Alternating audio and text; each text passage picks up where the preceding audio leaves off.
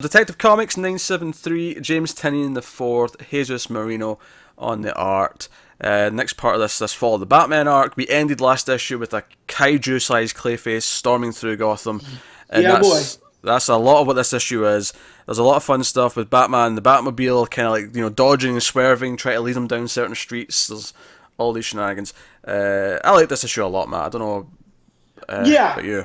it's basically Tinian's done such a good job at setting up some story threads that when they pay off, it just feels right. Like you don't Yeah. feel like, oh, that's obvious. It Yeah. feels like, well, that's where the story needed to go. And this Clayface, it starts with Tim explaining the mudroom to Batman, and Yeah, we being get a like, flashback. Yeah, it's just when he's first building the belfry. the Belfry, and Yeah. I love the thing where he goes, well, we can't call it the cave because it's 40 stories up. Oh, I see. That's why he kept the bell. And, Batman seems minorly annoyed and that. But you find out that the mudroom was, they were all traces of Clayface that they picked up over time. And it comes back to haunt them by if Tim hadn't made the mudroom, there wouldn't be, 50-foot Clayface causing a muck. And when Clayface does break out at the start of the issue, Tim ends up falling through the sky. It's actually Batwoman who saves him, which is a nice little touch given their kind of, weird, bond recently because, future Tim wanted to kill her and, he's expecting her to do something bad. So there's, a weird, tension there, which is going on. Honestly, my one complaint about the book, before we get to all the other good stuff that I think it's worth delving into, it's just anarchy is kind of, the weak element of this. Yeah, I would say the first victim on top of it too. I just feel there's again, to borrow from wrestling, there's a face turn coming for Anarchy, and it's not. That's already came. He did it in this issue. No, I know, but he's not. I still don't feel he's fully on that side. I feel like he's just not on first victim side anymore.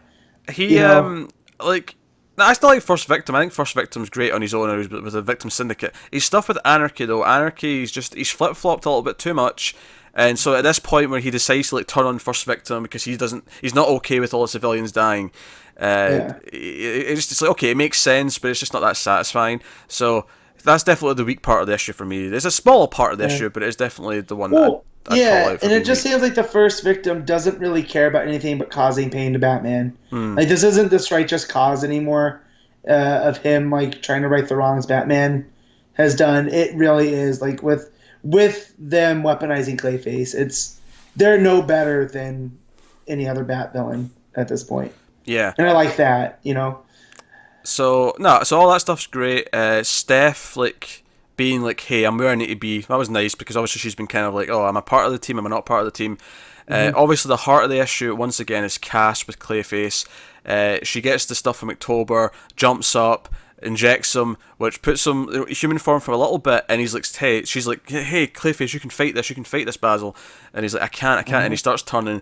And of course we've set up that Batwoman has a gun. And Batman's told her, no go, you're not allowed to use colony weaponry in my city, goddammit. And we get this giant cliffhanger where he's just about to turn back into Kaiju, and we get a full page spread of Batwoman taking the shot and the bullet going through his head. It is gobsmacking, that final page. And, they could swerve us. They could swerve us and say that it's not her, because you don't see her actually taking the shot in the panel. It's obviously it's heavily implied that it's her. You don't think that it's Tim though, do you? Oh god, that shot. Yeah, that would be that. I don't think it is. I think it is just Batwoman. But I mean, I'm saying there's enough room there for them to swerve us and say, "Oh, it wasn't her that actually pulled the trigger." It could be Tim though, because Tim was getting up. He was insisting on getting up and trying to do something. Yeah, because in this whole thing of Batwoman's the one to do it, and if she lets him take that shot, then that's his first path to becoming that dark version of Tim that we got. Yeah, he steps in, and that's what starts the dark path, because he stops her from doing it, thinking that's what's going to cause the split. Oh. But him doing it's going to cause the split as well. So maybe it's not worth the effort. But now some cool stuff in here. I mean, Clayface has his wrecking ball hand at one point, which is good fun. Yeah. The stuff where the Batmobile's coming towards him and he's created a tunnel into his mouth is really cool stuff. He's got rows of teeth, not just the one row. He's got multiple rows. He's kind of like a shark. Yeah. And it looks really good. That's it. I mean, just for the record, like Batwoman is aiming the gun in the previous page. She's looking through the scope, so there's not a lot of wiggle room. But I do think it's possible they could say, "Oh, Tim jumped in at the last second and grabbed the gun and took the shot." Yeah, or it could just be her because of her military training. She's doing what she needs to prevent more casualties. Oh, of course. You know? Like, I mean, that's the obvious option. That is her. I'm just saying, like, if they're going to swerve, that'll be their wiggle room to do it. But yeah, they end in this page of him getting a headshot with this gun that supposedly has the right stuff in it to put him down. So, I mean, of course, the other swerve could be that Tim quickly modified it so it wouldn't be lethal. Yeah, that could be it too. That could always be it. 'Cause I don't think we're killing Clayface. I feel like that's unlikely, but... Well, I feel like they already have by explaining, like, he'll never be able to be Basil again, really. You know, like, with the whole... They had to get the cure to him at a certain point, right? With that bracelet. And that's what October was saying. So I feel like him being able to even pretend to have a normal life, that time's passed, and now he'll be Clayface. But yeah, I don't think this is the death of Clayface. Yeah, but it breaks your heart. Cassie's reaction at the end is what hits you. Yeah. Ugh.